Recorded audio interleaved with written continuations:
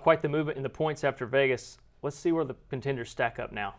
Yeah, huge shakeup. If we watch this right here, we had Joey Logano at the bottom of the cut in a super tight field, but boy, that reset was quite the shift. Yeah, the thing that I see looking at this is now the guys that are outside looking in are almost all in a must-win scenario.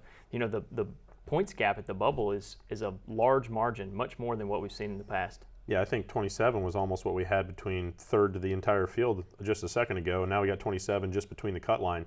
You know, Denny and Tyler possibly could make up those points over 2 races. I think Ryan and Chase have to win, but I think all 4 of those bottom guys are looking at a must-win situation. Yeah, you know, we see it in every one of these races in the playoffs. Something happens that we don't anticipate, right? So who knows what could happen in Homestead. Something could really flip this whole thing upside down.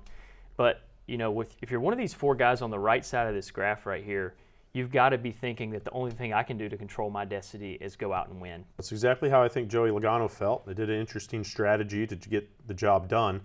Let's talk about Homestead and what options you may have there. So looking at Homestead, it's a little bit different style 1.5 miles than what we saw in Vegas. Tire fall off is a premium. It's one of the highest tire fall off tracks that we go to. So everybody's going to want to use a set of tires every chance you get.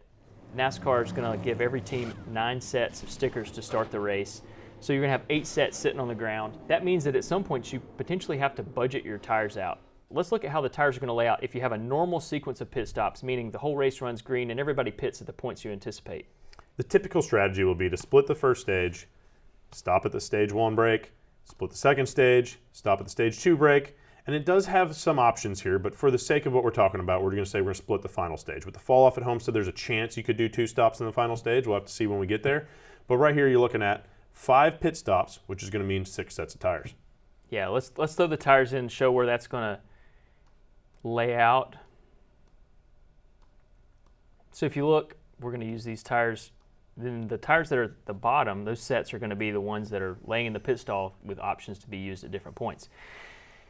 The 3 extra sets is not a lot of extra sets when you look at it, because if you get a caution in stage 1, stage 2, you're going to want to use a set of tires. So boom, say you end up using a set of tires in those early stages. Now you've only got 1 set to play with in the final stage. Yeah, you might want to be the guy who has a set lane for a late pit stop instead of being the guy who goes long at this race.